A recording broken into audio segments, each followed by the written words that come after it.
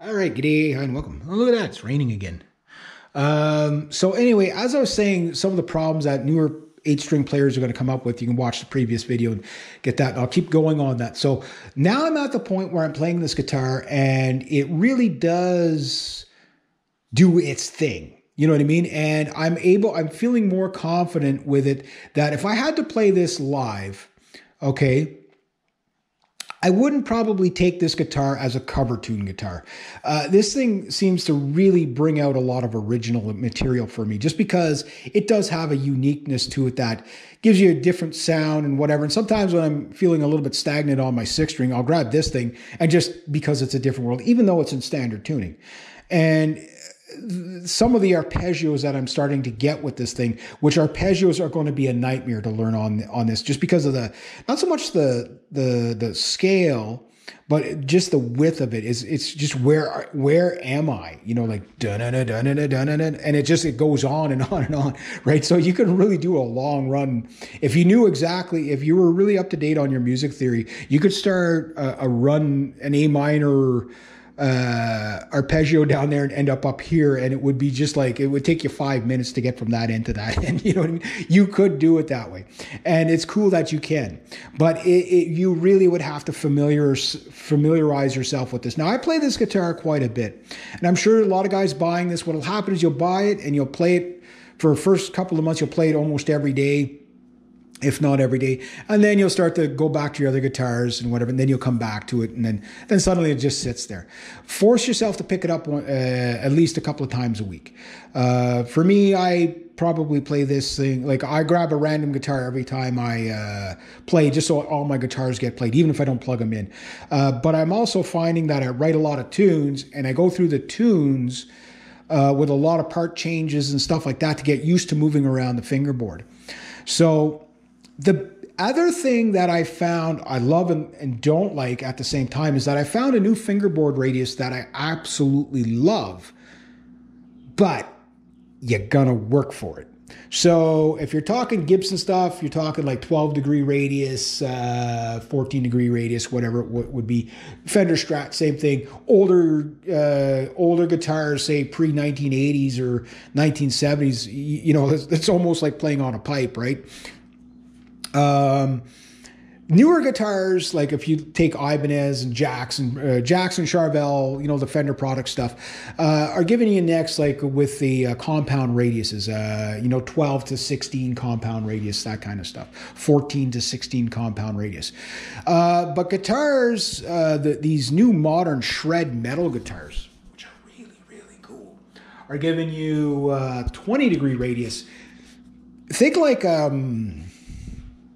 a classical guitar, how flat a classical guitar neck fingerboard is. Well, these things are kind of like that. Now, the upside to that is when you do a string bend, it helps you out that you don't fret out, right? So you can bend the string around the freaking planet on it, right? But the downside is when you start doing arpeggios, you really have to go from a curled thing like that to as flat as you possibly can, because right down here, that's when you're going to start getting the buzzing. And some of it is going to be due to the flat radius of the guitar and just not enough fret there.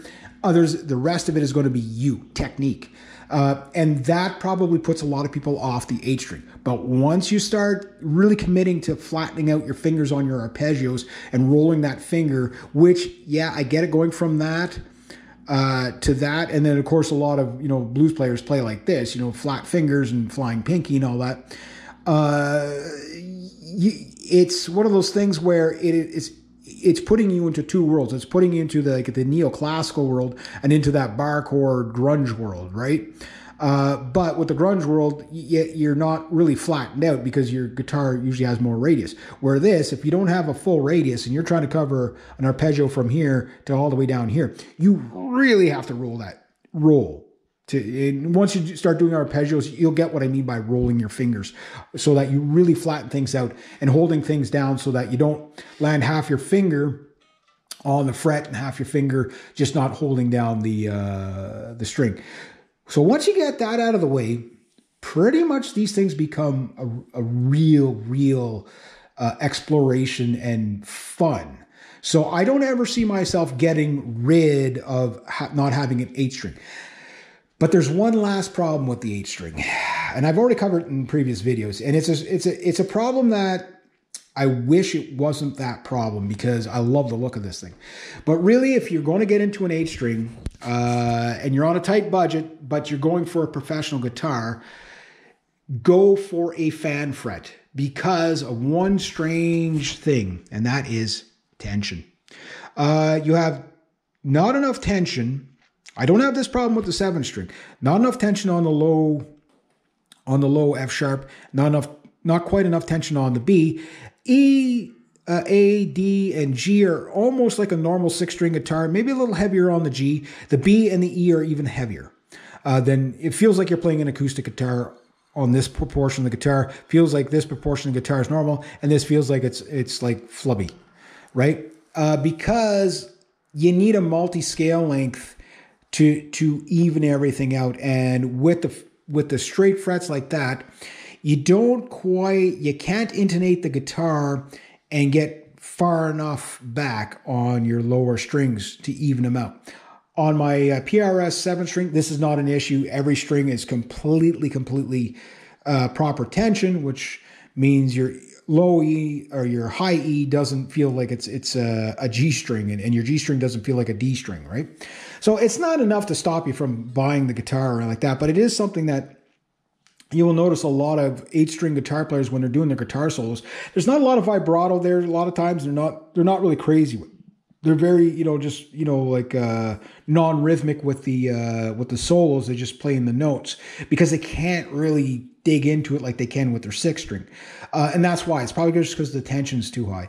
But when you're down here, the problem is now you have more like a bassy droning sound than really sharp articulate notes when you're trying to do those really speedy, fast riffs. So fine for chords, fine for like that. But a fan fret would probably be the better 8-string to get because you would have, this could go to 27-inch and then this could stay at 25.5-inch. So that's the downside. So even if you try to put more proper tension on there, you'll be out of intonation with the this kind of thing. It's not the end of the world, but it is something that it would set the playing experience to a slightly better experience if you had more even tension. So not enough tension here, okay here, not enough, too much here and here. Yeah, so you could go to lighter string gauges, but then you would have more flubby strings up here, which again, fine if you're just using it as just a rhythm guitar, you can get away with that. But if you really want high saturated distortion and a lot of speed picking and whatever, it will muddy up too much. Which brings me to the last thing. These pickups, I like these pickups, but they're very dark sounding, very heavy, lots of output. And they sound really cool, clean, but they're kind of a bit of a neutral mid to almost like a sculpted mid out of it. So you want the black metal sound, you'll get it. But what you won't get out of it is a lot of quite get the clarity that you want. So when you got lots of saturation and you're really thrashing away on the guitar, these pickups could be a little bit clearer, but that's something that could be changed. The other thing is with the 8-string too, less is more. You've already got a lot of low end range there. So maybe if you clean up on your distortion, you can get rid of some of that. But if you like to play with a really, really saturated sound, although these pickups do handle effects very, very well, one thing you're not getting is the clarity because there's a couple of combinations of things here. Number one, you're not getting the note articulation. It's good enough that you will hear the difference when you're fretting, but when you're really digging into it, it's not like my 7-string where I hear every note on the low B. This sounds more like a drone, sounds good like that, but when you get playing in the mix, it gets more droney than it does, individual sharp notes, right? So that's about my only criticisms of it. So it sounds like I'm really dogging on this, with all these videos. But it's just something you're going to come up against. So why would you keep an 8-string? Why would, if it was not, less than perfect? Well, I'll do the finishing video with that one.